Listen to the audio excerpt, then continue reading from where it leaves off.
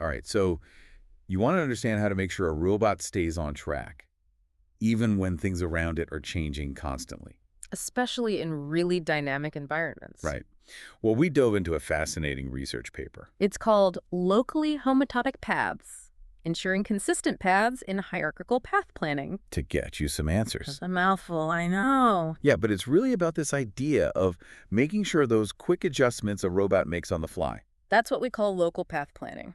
don't end up, you know, Sending it off in the completely wrong direction. exactly like a mad. Conflicting with its overall goal. You've planned a cross-country road trip.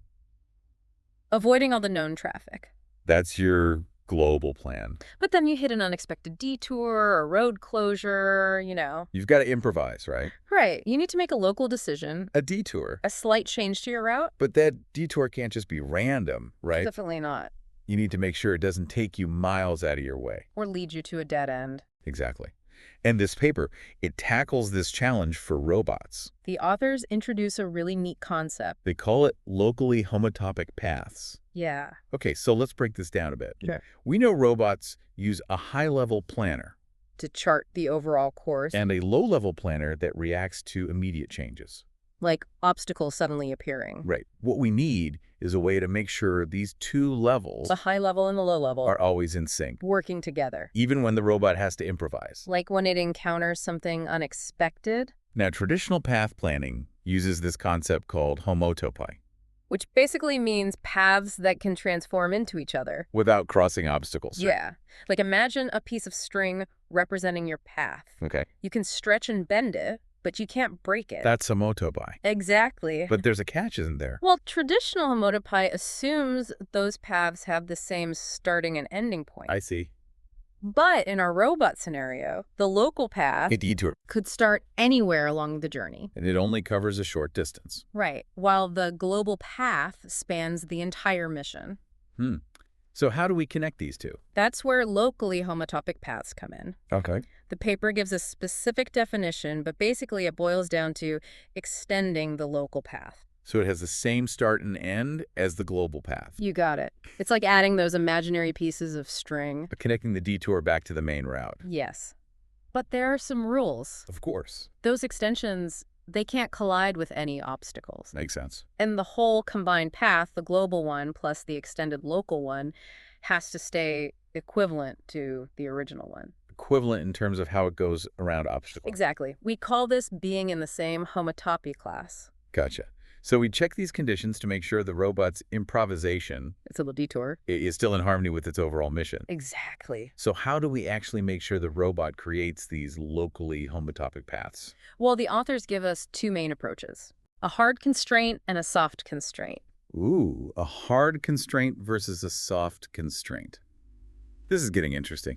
It is, isn't it? Let's start with the hard constraint. Right. What's the general idea there? So imagine setting up these connector paths, like those imaginary string extensions we talked about. Okay, I'm picturing it. We use these connectors along with special points called sentinel points. Sentinel point. Yeah, they help us verify whether the combined path is still in the same homotopy class. So these sentinel points are like strategic checkpoints. You could say that. They make sure the connectors don't stray into forbidden territory. You got it. And here's a big advantage of the hard constraint. It only looks at the obstacles that were known when the global plan was made.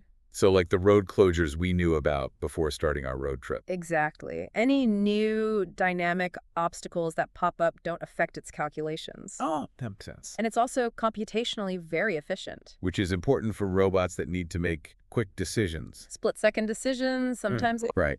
So we've got this reliable, fast method. What about the soft constraint then?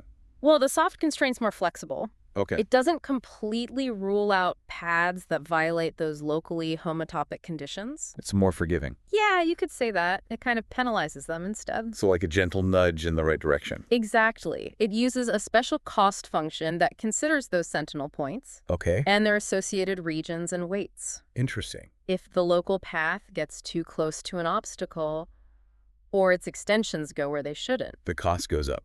you got it. I see. But the paper mentioned something about maximizing this penalty instead of just adding them up. You're right. Why is that? Well, that's to avoid what we call double counting violations. Double counting. The cost function looks at the worst-case scenario for each sentinel point, I see. whether the local path itself is the problem or its extension. So it gives a more accurate picture of how far off the path is. From that ideal homotopy class. Okay, so we've got these two approaches, the strict hard constraint and the more forgiving soft constraint. Both aiming to keep those local decisions in line with the global goal. Makes sense.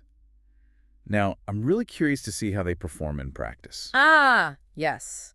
For that, we'll need to delve into the world of experimental results. Let's do it. Let's hear how these locally homotopic paths hold up in the real world. Well, in a simulated world, at least. Fair enough. Let's hear it. The researchers set up simulations with this circular differential drive robot. Kind of like a Roomba. Yeah, a simplified one. Gotcha. Navigating a space full of obstacles. Like a virtual obstacle course. Exactly. Cool. They had both static and dynamic obstacles. Okay, so what did those look like? Well, for the static obstacles, they used rectangles. Like walls or something. Exactly, like walls or fixed machinery. Okay. And for the dynamic obstacle. The moving one. Yeah, they used a moving circle. So like a person walking across the robot's path. Exactly. Okay, classic robotic setup. But with the added layer of keeping those local paths consistent.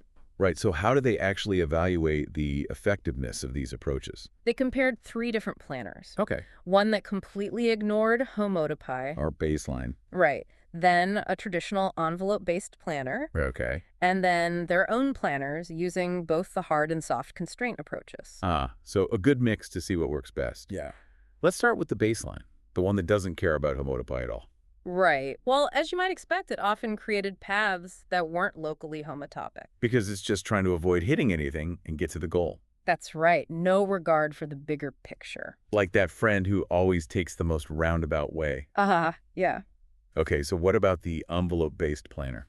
So that one tries to maintain homotopy by creating a restricted zone. A safe zone. Around the global path. Okay, and the robot has to stay within that. Exactly. But didn't they introduce localization errors? Yeah, that's where things got interesting. Because a robot never has a perfect map.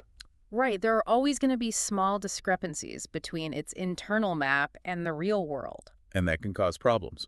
Yeah, that predefined envelope can shift relative to the actual obstacles. So the robot thinks it's fine, but it might be heading for trouble. Exactly, it might get stuck or even collide with something it thought it was avoiding. That's where those locally homotopic paths really shine, right? Yeah, that's the point. So how did those new approaches deal with the localization errors? Well, both the constraint-based and cost-based planners were much more robust. Less affected by the errors. Yeah, because they were constantly checking and adjusting based on the locally homotopic conditions. It's like a built-in safety net. That's a good way to put it. Always making sure they're sticking to the plan. Exactly. But they didn't stop there, did they? No, they tested them in even more complex scenarios. Oh, yeah. The real world is messy. They had a longer mission, more obstacles, both static and dynamic. Wow.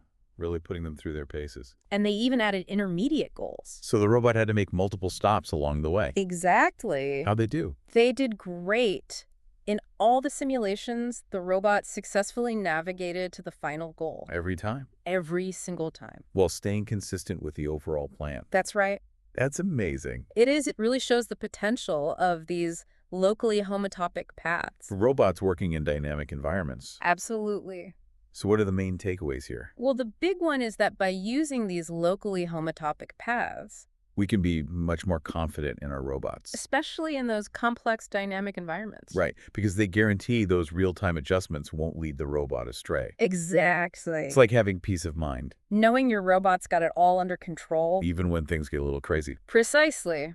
But remember, this paper focused on polygonal environments? Straight lines and angles, right? Yeah, which is fine for simulations. But the real world is a lot more curvy. Yeah, you could say that. So that brings up an interesting question, doesn't it? It does. How do we apply these ideas to more complex environments? Environments with curves and uneven terrain and all that. Exactly.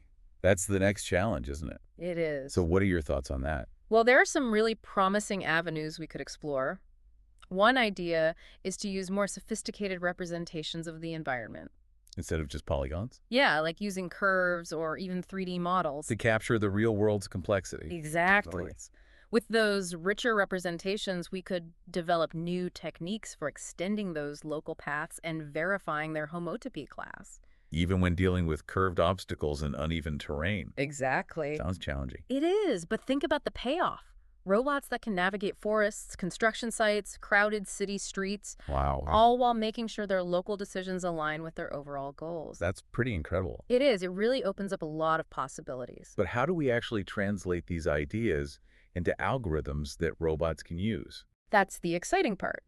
We need to come up with new math tools and computational techniques that can handle all this added complexity. Okay. We're talking about advanced optimization algorithms, probabilistic modeling, maybe even machine learning. So this paper, while it focused on a simplified scenario, it's really setting the stage for something much bigger, Yeah, I think it's a stepping stone towards a future where robots can truly be part of our world, navigating even the most challenging environments. safely and efficiently. That's the goal. It is. Well, this deep dive has given us a lot to think about. It has. For those of you who want to learn more about the technical details and algorithms behind locally homotopic paths, definitely check out the full paper. We'll include a link in the show notes. And if you're feeling inspired, maybe this will spark some ideas of your own. Who knows, you might be the one to make the next big breakthrough in robot navigation. Until then, keep exploring, keep questioning. And we'll catch you next time for another deep dive.